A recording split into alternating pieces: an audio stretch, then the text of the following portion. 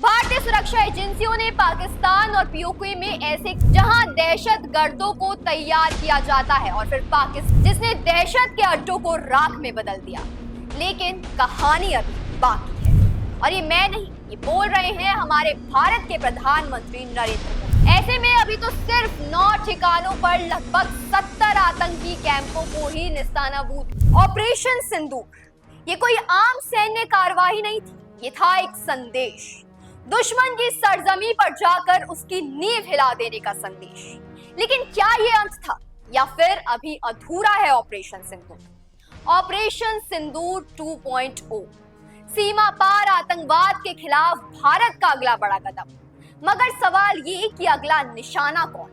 ये सिर्फ एक ऑपरेशन नहीं, ये आतंक के खिलाफ हिंदुस्तान की हुंकार है। ये सिर्फ मिसाइलें नहीं, ये हर उस मासूम की चीख का जवाब है जो पाकिस्तान पोषित आतंकवाद के शिकार हुए। ये है ऑपरेशन सिंदूर, एक ऐसा अभियान जिसने दहशत के अड्डों को राख में बदल दिया। लेकिन कहानी अभी बाकी है और ये मैं नहीं, ये बोल रहे हैं हमारे भारत के प्रधानमंत्री नरेंद्र मोदी। बोल रहे हैं कि अभी अधूरा है ऑपरेशन सिंदूर। पाकिस्तान और पाकिस्तान के कब्जे वाले कश्मीर में भारतीय सशस्त्र सेना का ऑपरेशन सिंदूर अभी अधूरा है, क्योंकि जब तक आतंकियों के सारे ठिकाने ध्वस्त नहीं हो जाते तब तक भारत शांत बैठने वाला नहीं है। भारतीय सुरक्षा एजेंसियों ने पाकिस्तान और पीओके में ऐसे कम से कम 21 जगहों की पहचान कर रखी है जहां दहशत गर्दों को तैयार किया जाता है और फिर पाकिस्तानी फौज की मदद से उन्हें भारत में आतंकवाद को अंजाम देने के लिए भेजा जाता है।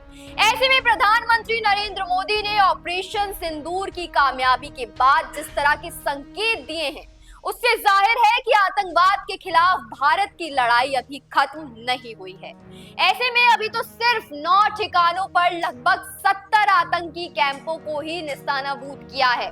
बाकी 12 स्थानों पर भी कहर बरपाना बाकी है, जिसमें कई सारे टेरर कैंप शामिल हैं।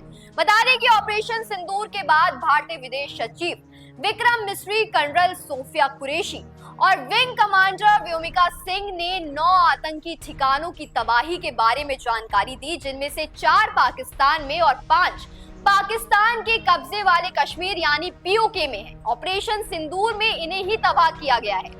लेकिन जानकारी के मुताबिक ऑपरेशन सिंदूर के बाद अपनी कैबिनेट की पहली बैठक में पीएम मोदी ने कामयाब ऑपरेशन के लिए सुरक्षा बलों की सराहना करते हुए इसे सिर्फ शुरुआत बताया। ये बहुत बड़ा संकेत है कि अभी मिशन पूरे तरीके से खत्म नहीं हुआ है। यही नहीं, सूत्रों का यहाँ तक की कहना है कि उन्होंने अभी कैबिनेट सहयोगियों से इस मुद्दे पर बेवजह की राजनीतिक टिप्पणी करने से भी परहेज करने को कहा है।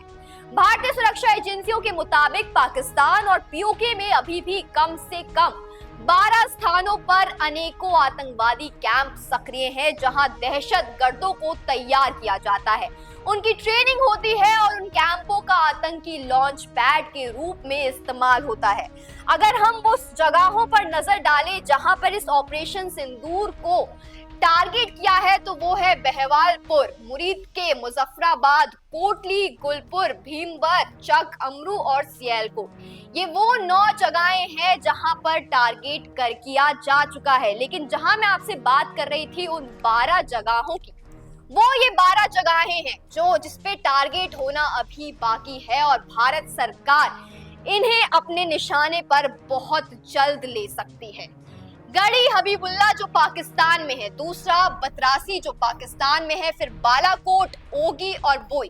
ये 5 वो जगहें हैं जो पाकिस्तान के अंदर है। और पीओके की अगर बात करें तो मस्कर-ए-अक्सा, चेलाबंदी, अब्दुल्ला बिन मसूद, दुलाई, सेंसा, बराली, टूंगी, ये बाकी वो जगहें हैं, 6 जगहें जो पीओके में हैं।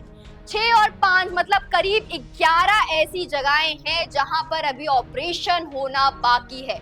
और इस संदेश से साफ हो जाता है कि भारत ने ये ठान लिया है कि पहलगाम का एक भी आतंकी नहीं बचेगा। बीते दिन प्रेस कॉन्फ्रेंस में विदेश सचिव और सशस्त्र सेना की जाबाज महिला अफसरों ने साफ किया था कि उनके निशाने पर 2001 के संसद हमले से लेकर 22 अप्रैल 2025 को पहलगाम हमले के लिए जिम्मेदार सभी आतंकी संगठन जैश ए मोहम्मद, लश्कर-ए तैयब और हिजबुल मुजाहिदीन के ठिकाने थे। पहलगाम हमले की जिम्मेदारी द रेसिस्टेंस फोर्स यानी टीआरएफ ने ली थी, जो लश्कर का भी मुखौटा कहा जाता है, मुखौटा संगठन है।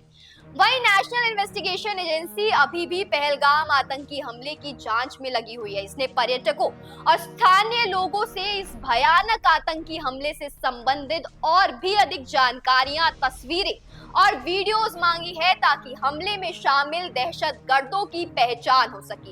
यकीनन इस बार पूरी तैयारी है और भारतीय सुरक्षा एजेंसियां चुन चुन कर हर आतंकी को और उनके सरगनाओं को न्याय के अंजाम तक पहुंचाने में जुटी हुई है।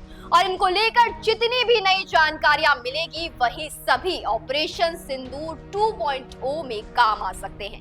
एक तरफ गृह मंत्री अमित शाह सभी सीमावर्ती राज्यों और केंद्र शासित प्रदेशों के राजनीतिक नेतृत्व को हालात से रूबरू करवाने में जुटे हुए हैं, तो दूसरी तरफ विदेश मंत्री एस जयशंकर और एनएसए अजीत डोभाल कूटनीतिक स्तर पर मोर्चा संभाले हुए हैं। मीडिया रिपोर्ट के अनुसार जयशंकर बीते दिन दिल्ली में कम से कम 13 राजनयिकों को ये बता चुके हैं कि पाकिस्तान किस तरह से हालात को बिगाड़ने और पहलगाम की गुनहगार द रेसिस्टेंस फोर्स को बचाने में जुटा है। ऐसे में भारत के नजरिए को लेकर उनका दृष्टिकोण सकारात्मक है, क्योंकि आतंकी हमले का जवाब देना उनकी नजर में भी भारत का एक अधिकार बनता है।